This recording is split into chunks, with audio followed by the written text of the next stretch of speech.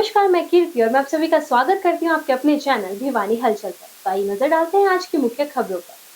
बढ़ते हुए पर्यावरण प्रदूषण की समस्या से निजात पाने के लिए प्रत्येक आमजन को आगे आकर पौधारोपण करना होगा। इसी कड़ी में एक जवान एक त्रिवेणी मुहिम के तहत स्थानीय लघु सचिवालय परिसर में एसपी नरेंद्र बिजारणिया द्वारा त्रिवेणी रोपित की गई। वहीं इस अवसर पर अनेक अधिकारी भी उपस्थित रहे। पर्यावरण के प्रति आमजन को जागरूक करने के लिए लघु सचिवालय परिसर में त्रिवेणी रोपण करके एसपी नरेंद्र बिजारणिया द्वारा त्रिवेणी बाबा के मार्गदर्शन में एक जवान एक त्रिवेणी मुहिम की शुरुआत की गई।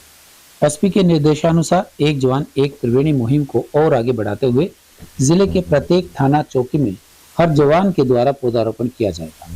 उन्होंने जिले में इस मुहिम को आगे बढ़ाने का जिम्मा हवलदार लोकराम नेहरा को सौंपा और आदेश दिए कि वो जिले के हर थाना चौकी में ड्यूटी या रेस्ट के दौरान जवानों को प्रेरित करें एवं पौधारोपण करवाकर इस मुहिम को और आगे बढ़ाते जाएं।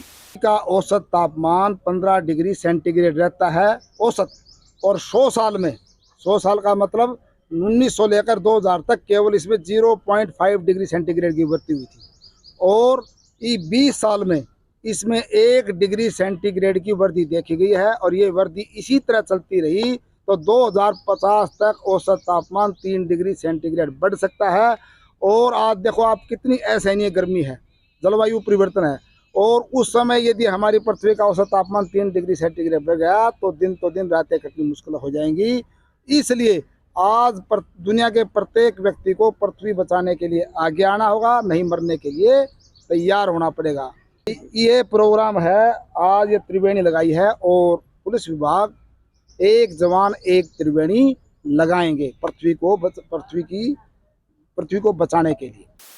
उच्च शिक्षा निर्देशालय द्वारा महाविद्यालयों में दाखिले की प्रक्रिया शुरू कर दी गई है। 5 जून से लेकर 19 जून तक छात्र छात्राएं पोर्टल पर आवेदन कर सकती हैं, जिसके बाद पहली कट ऑफ लिस्ट 1 जुलाई को लगेगी। इसके लिए सभी छात्र छात्राओं को अपने सभी डॉक्यूमेंट्स पूरे करने की सलाह दी जाती है ताकि दाखिला प्रक्रिया में किसी प्रकार की कोई समस्या न आए।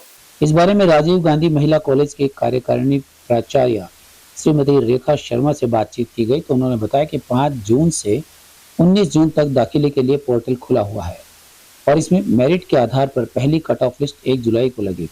छात्र और छात्राएं अपने ऑनलाइन आवेदन करने के लिए पासपोर्ट साइज फोटो, स्नातक की स्कैन की गई फोटोकॉपी, 10वीं और 12वीं की मार्कशीट की फोटोकॉपी, चरित्र प्रमाण पत्र, परिवार पहचान पत्र आदि के साथ ऑनलाइन आवेदन कर सकते हैं। हमारी प्रोसेस है वो 29 मई से स्टार्ट हो चुकी है। कल से पोर्टल ओपन हो गया था और उस पर जो सीट मैट्रिक्स हैं और फी स्ट्रक्चर है, कॉलेज की प्रोफाइल है, वो अपडेट करनी है 31 तक। और 5 जून से 19 जून तक बच्चों के लिए पोर्टल ओपन रहेगा। एप्लीकेशन अपनी वो डाल सकते हैं एडमिशन के लिए। जब बच्चा एप्लीकेशन फॉर्म फिल करे तो बच्चों के लिए यही गाइडलाइंस हैं कि वो प्रॉपर अपने सारे के सारे documents, name, date of birth अच्छे से उसमें फिल करें, और जिस भी कोर्स के लिए अप्लाई कर रहे हैं मैक्सिमम सब्जेक्ट कम्बिनेशन वो फिल करें, क्योंकि जो दिक्कत आती है सीटें वैकेंट रह जाती है मेरिट लिस्ट में और बच्चे वेटिंग में होते हैं। उसका मेन रीज़न यही होता है कि वो सिर्फ 1 या 2 सब्जेक्ट कम्बिनेशन फिल कर देते हैं, क्योंकि जो सीटें फिक्स हैं वो सब्जेक्ट कम्बिनेशन के अकॉर्डिंग फिक्स हैं। तो बीए में स्पेशली जब भी बच्चा अप्लाई करे तो ये ध्यान रखें कि जितने मैक्सिमम से मैक्सिमम कम्बिनेशन हो सकते हैं वो अप्लाई करें कि छात्राओं को किसी प्रकार की कोई भी परेशानी ना आए। इसके लिए हेल्प डेस्क लगाए जाएंगे महाविद्यालय में। तो बच्चा इन बिटवीन 5 तारीख से 19 तारीख तक जब अपने फॉर्म को फिल करेगा तो महाविद्यालय में आकर इस प्रकार की कोई भी समस्या आती है तो जानकारी एकत्रित कर सकता है। उसे सब्जेक्ट कम्बिनेशन में या किसी सर्टिफिकेट को अपलोड करने में दिक्कत आ रही है तो वो भी आकर इसके लिए महाविद्यालय में हेल्प डेस्क से सहायता प्राप्त कर सकता है। महाविद्यालय के अंदर जो है प्राध्यापक मौजूद रहेंगे और उन्हें समय समय पर जानकारी देने के लिए हर समय जो महाविद्यालय है वो खुला रहेगा।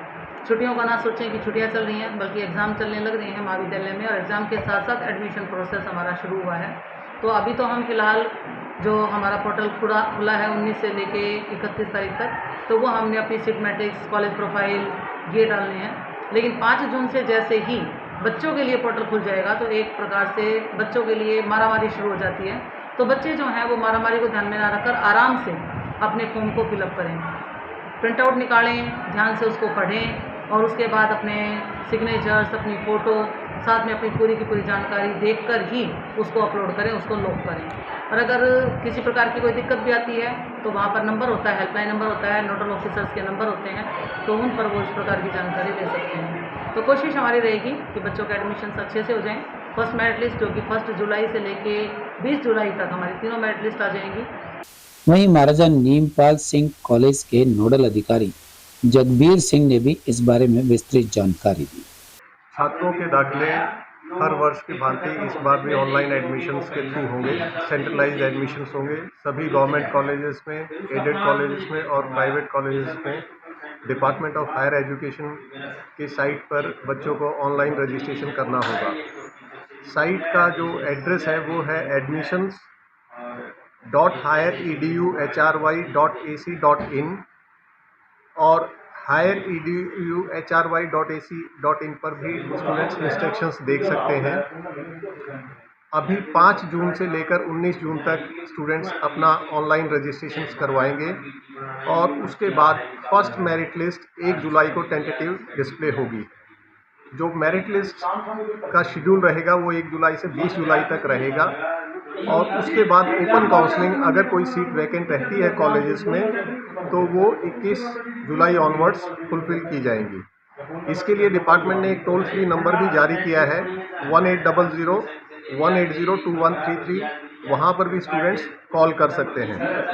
हमारे महाविद्यालय में जो सीटें हैं इस वक्त बीए में 800 सीटें हैं, बीएससी नॉन मेडिकल में 400, बीएससी मेडिकल में 160, बीकॉम 1 में 320 और इवनिंग में भी हमारे यहाँ क्लासेस हैं उसमें बीकॉम 1 इवनिंग में 80 और बीए 1 इवनिंग में 160 सीटें हैं।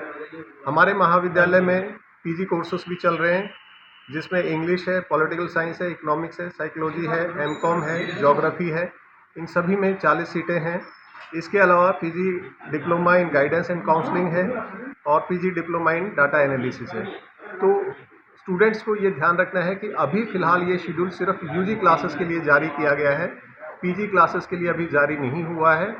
लेकिन बगैर ऑनलाइन रजिस्ट्रेशन के किसी भी स्टूडेंट को दाखिला नहीं मिल पाएगा, तो वो इन डेट्स का ध्यान रखें। दूसरा, जो हरियाणा के निवासी हैं वो अपना परिवार पहचान पत्र ज़रूर बनवा लें क्योंकि उनके बेसिस पे उनको हरियाणा का निवासी माना जाएगा और जो बेनिफिट है रिजर्वेशन वगैरह के वो उसमें ले पाएंगे।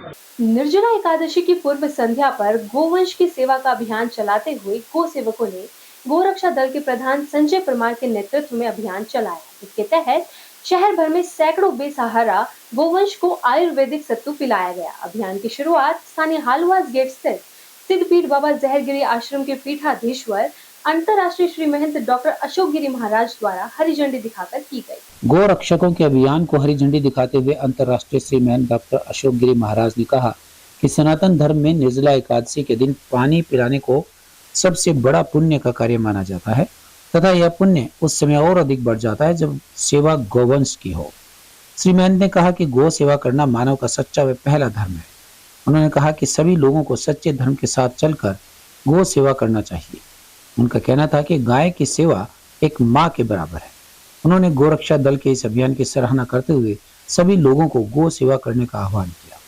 वहीं इस मौके पर गोरक्षा दल के प्रधान संजय परमार ने कहा कि जब भी धर्म कर्म की बात आती है तो इंसान सिर्फ दूसरे इंसान की सेवा भाव की सोच रखता है, जबकि धर्म कर्म के नाम पर गौवंश की सेवा करने का विचार सबसे पहले आना चाहिए, क्योंकि हिंदू धर्म के अनुसार गाय में 36 करोड़ देवी देवता निवास करते हैं। उन्होंने कहा कि गौवंश की सेवा से बहुत ही अत्यधिक सुकून महसूस होता है। उन्होंने शहर वासियों एवं आम लोगों से अपील की कि प्रतिदिन गौ माता के लिए एक एक रोटी निकालें।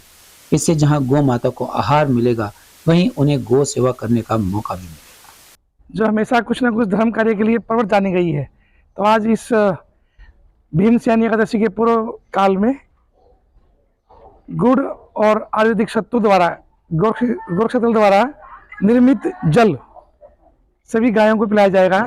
इसके द्वारा जो गाय में अफारा, अधिवृत्ति, अंत शुद्धि, एक दिन लीवर शुद्धि, जो बाहर गाय चरती नहीं, वो गाय हमारे किसी कारणवश से जो हम दुष्टता है केवल हिंदू के नाम पे जो गाय को बाहर निकाल देते हैं, जिस कारण वो पोथीन खाती है भूखे मरते हुए, तो और भी अनेकों अनेक कीटाणु उसके अंदर प्रवृत्ति पैदा होती है। उनका शमन करने के लिए गौ के लिए गौसत्तु वर्ध या ये आयुर्वेदिक पेय का आयोजन काफी वर्षों से किया जा रहा है। और उसी एकादशी के पूर्व संध्या काल में कल अनेकों लोग करेंगे व्यवस्थाएं जल पिलाने के लिए। वैसे कहा कि निर्जला एकादशी है और निर्जल रहना चाहिए।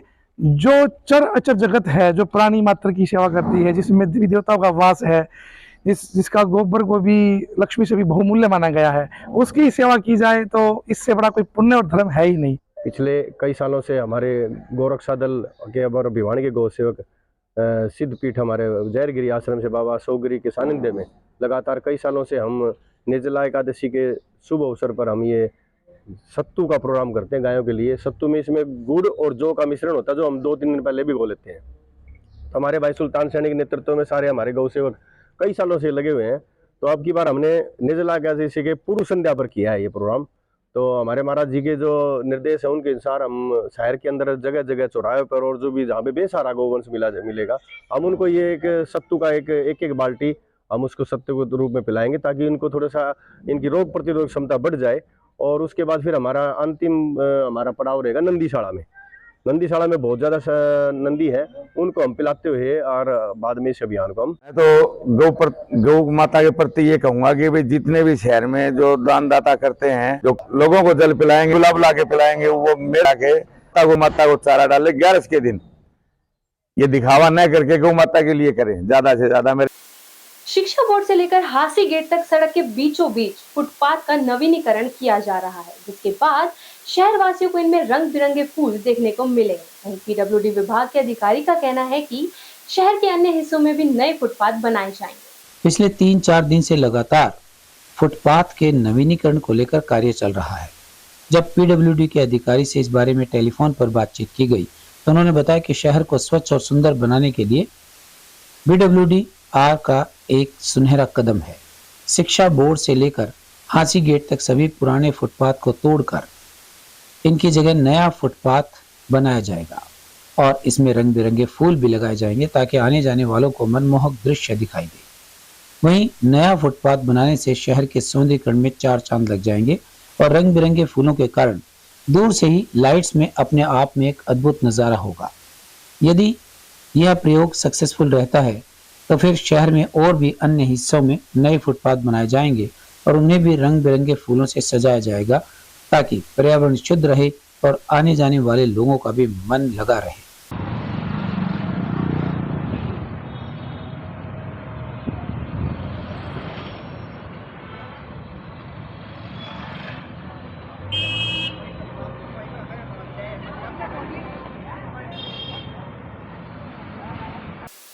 मंगलवार को श्री अरुण वंश समाज के जनक श्री अरुट जी महाराज की जयंती के अवसर पर स्थानीय रामनगर कॉलोनी स्थित पंजाबी धर्मशाला में रक्तदान शिविर का आयोजन किया गया। रक्तदान शिविर में 30 रक्तदाताओं ने रक्तदान किया। वे प्रत्येक व्यक्ति से रक्तदान करने की अपील की। कार्यक्रम की शुरुआत महाराजा अरूट के चित्र के समक्ष दीप प्रज्वलित करके की गई। कार्यक्रम के आयोजक समाजसेवी संजय कामरा ने कहा कि महाराजा अरूट जी अरूढ़ वंश समाज के जनक थे। उन्हीं की जयंती के उपलक्ष्य में यह रक्तदान शिविर लगाया गया है। वहीं इस अवसर पर मुख्य अतिथि जवाहर मिताथरिया ने कहा कि महाराजा अरूट जी के दिखाए गए रास्तों पर हम चलें, इसके लिए आज शपथ भी ली गई है। उन्होंने बताया कि महाराजा अरूट जी ने हमेशा समाज का भला चाहा है और समाज हित को सर्वोपरि रखा है। इस अवसर पर डॉक्टर मोनिका सांगवान ने कहा कि रक्तदान जरूरी है, इसीलिए प्रत्येक व्यक्ति को अपने जीवन में रक्तदान अवश्य करना चाहिए। कार्यक्रम में रक्तवीर राजेश जुड़ेजा ने रक्तदानियों को बैज लगाकर उनका उत्साहवर्धन किया। आज जो है अरूट जी महाराज की जयंती के ऊपर जो है यहाँ पर पंजाबी धर्मशाला में एक ब्लड डोनेशन कैंप किया गया है। जैसा कि आप देख रहे हैं, इस ब्लड डोनेशन कैंप में यंग बच्चे काफ़ी आए हुए हैं और उनमें जो है डोनेशन के लिए उत्साह काफ़ी है। गर्मी को देखते हुए मेरा यही कहना है कि अपना खाना पीना अच्छा रखें, सुबह घर से निकले, डोनेशन करना है तो खा पी कर निकले और रक्तदान करने के बाद फिर से रिफ्रेशमेंट लें और फिर भी घर जाएँ। और बढ़ चढ़ कर जो है हम सबको हमेशा रक्तदान के लिए आतुर रहना चाहिए। अभी तक जो है 10 यूनिट हो चुके हैं और उम्मीद है कि 20-30 यूनिट्स और हो जाएंगी। तो देखिए कितना होता है, 40 से 50 यूनिट शायद रक्त। पहले तो सभी देशवासियों को जो है अरूट महाराज जी की जयंती की हार्दिक शुभकामनाएं। आज जो है अरूट महाराज जी की जयंती पर जो है यहाँ पे एक ब्लड डोनेशन कैंप का आयोजन किया गया है, जिसमें सभी युवाएं बढ़ चढ़कर भाग ले रहे हैं। और ये जो है एक मैसेज है कि कोई भी जयंती हो, कोई भी उत्सव हो, रक्तदान शिविर के साथ जो है श्रद्धा सुमन जो अर्पित किए जाते हैं वो जो है किसी की रगों में दौड़कर उसका जीवन बचाते हैं। तो रक्तदान जो है महादान इसीलिए कहते हैं क्योंकि ये दान किया हुआ पता नहीं किसका जीवन बचाएगा और किसको जाएगा। सबसे पहले तो मैं आप सभी को अरूप जी महाराज जी की जयंती की शुभकामना देना चाहूंगी। और आज अरूप जी, हमारे जो अरोड़ा वंश के संस्थापक हैं अरूप जी महाराज, उन्हीं की जयंती के उपलक्ष्य में यहाँ पर ब्लड डोनेशन कैंप लगाया गया है। और ब्लड डोनेशन तो वैसे ही अपने आप में एक पुनीत कार्य है, क्योंकि कहते हैं ना कि रक्तदान महादान। तो उन्हीं की जयंती के उपलक्ष्य में आज ये एक अच्छा कार्य यहाँ पे किया गया है, जिसमें करीबन 50 यूनिट रक्त एकत्रित करने की बात आ रही है। आज अरूट महाराज जी की जयंती के उपलक्ष्य में रक्तदान शिविर का आयोजन किया गया है, जिसमें युवा रक्तदाता बढ़ चढ़कर भाग ले रहे हैं। अरूट महाराज जी अरोड़ा वंश के अग्रज से जिनकी याद में किया गया है। हम चाहते हैं कि युवा रक्तदाता जागरूक हों, रक्तदान की पूर्ति करें। इस समय गर्मी में रक्त की ज़्यादा जरूरत पड़ रही है और ब्लड ज़्यादा ही लग रहा है। Per day Bhiwani civil hospital में 35 यूनिट की खपत है। तो मेरी सभी रक्तदाताओं से प्रार्थना है कि ज़्यादा से ज़्यादा रक्तदान शिविरों में व ब्लड बैंक में जाकर रक्तदान करें, ताकि जरूरतमंद को रक्त मिले और उसकी जान बच सके। मंगलवार को आर्य कन्या उच्च विद्यालय के छात्र छात्राओं ने धूम्रपान निषेध को लेकर शहर में विभिन्न जगहों पर जागरूकता रैली निकाली। लोगों को धूम्रपान के दुष्प्रभाव के बारे में जागरूक किया। रैली सराय चोपड़ा से शुरू होकर घंटाघर, सामान्य अस्पताल भिवानी, विनोद गेट, गौशाला मार्केट के रास्ते स्कूल प्रांगण में समाप्त हुई। धूम्रपान से होने वाले दुष्प्रभाव को लेकर लोगों को जागरूक करते हुए शहर के बीचों बीच आर्य कन्या उच्च विद्यालय के छात्र छात्राओं ने स्लोगन बनाकर लोगों को जागरूक किया। इस बारे में जब अध्यापकों से बातचीत की गई तो उन्होंने बताया कि भारत में प्रत्येक वर्ष धूम्रपान से अनेक युवा व बुजुर्ग मौत के मुंह में चले जाते हैं। धूम्रपान करने से कैंसर जैसी बीमारी लोगों में लग जाती है, जिसका इलाज होते होते व्यक्ति मौत के मुंह में चला जाता है। हमें धूम्रपान नहीं करना चाहिए। धूम्रपान करने से और अनेक प्रकार की बीमारियां शरीर को घेर लेती हैं। धूम्रपान के दुष्प्रभाव को लोगों को बताते हुए यह विशेष जागरूकता रैली निकाली गई है, ताकि युवा, बच्चे और बुजुर्ग धूम्रपान की लत में ना पड़े।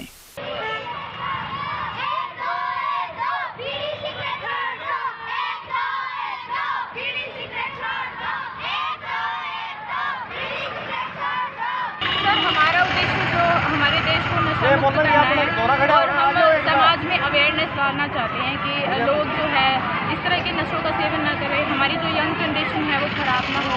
तो हमारे बच्चे इसी माध्यम से जो है इस पूरे एरिया को, इस पूरी सोसाइटी को मैसेज देना चाहते हैं कि जितनी भी ये नशे वर्धक चीज़ें होती हैं ये सब उन्हें छोड़ देनी चाहिए। तंबाकू, बीड़ी, सिगरेट है, इस प्रकार की चीज़ों का उन्हें सेवन नहीं करना चाहिए। तो यही हमारा उद्देश्य है। हम उनको यही बोलेंगे कि जितनी भी अपनी संगत को वो चेंज करें। जो भी लोग उन्हें नशे के लिए प्रेरित करते हैं उन लोगों की संगत को छोड़ दें और अपने जीवन को खुशनुमा बनाएं, प्रकृति से जुड़ें और इस तरह की जो चीज़ों को समाप्त।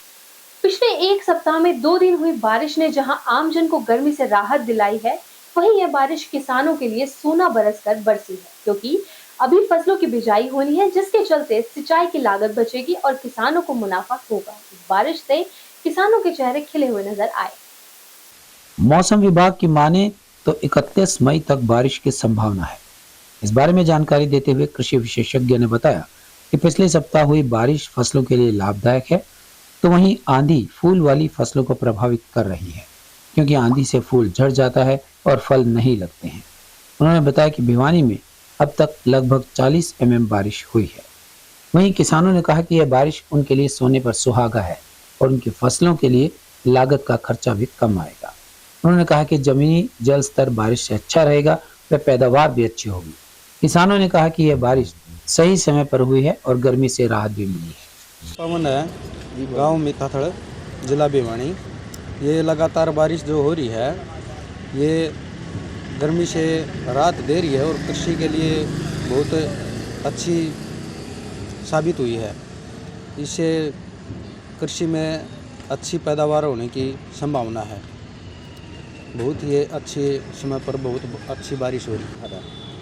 इसमें फ़ायदा है जी, बारिश होने से तो कुछ लाभ होगा, कुछ ज़मीन का मीठा पानी होगा और जैसे बाजरा बो देंगे बाड़ी बो रखी है, तो ये जो सही राम फसल देगा तो बहुत कुछ फायदा है, और इसने देना लेना भगवान ने। गर्मी से भी राहत मिली, गर्मी से भी राहत मिली। हाँ, गर्मी से भी राहत मिली, पता ही नहीं लग रहा भाई, जैसे लू भी चल रहे, पहले तो गर्मी तो नहीं हो रही थी बेगन, और अभी तो होने लग रही है, कौन सी कसर है रही बारिश। बारिश का फायदा ही फायदा है। हाँ, फायदा है बारिश का।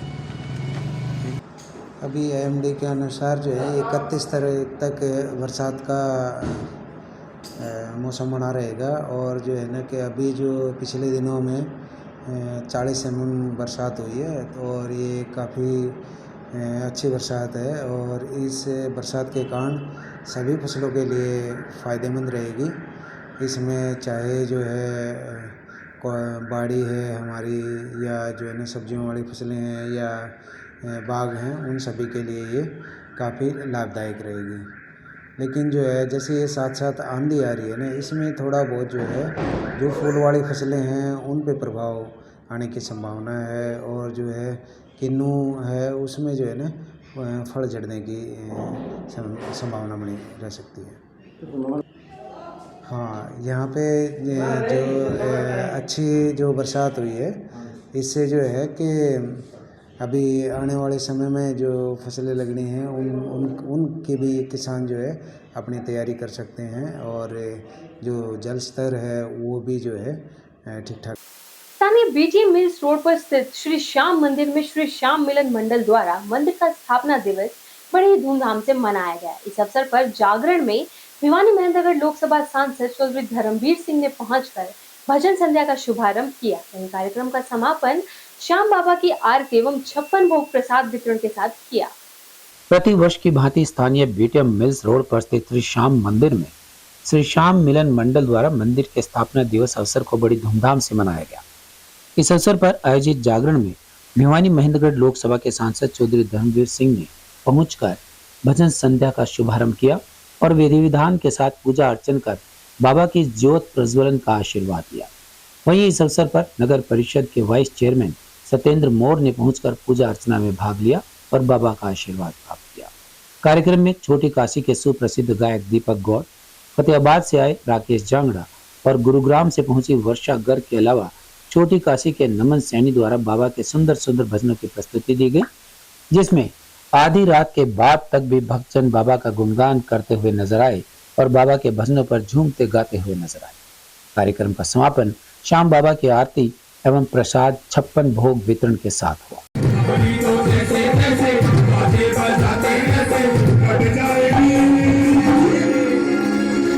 जिसके हाथ ऊपर गारंटी दी पर गोड़ की कसम से कहता उसकी किस्मत का सितारा भी सुपर अपनी तो जैसे जैसे आगे बढ़ाते हैं ऐसे अपनी तो जैसे जैसे आगे बढ़ाते हैं ऐसे बढ़ जाएगी। आप भी सब मिल के पहचान वाली आप भी सब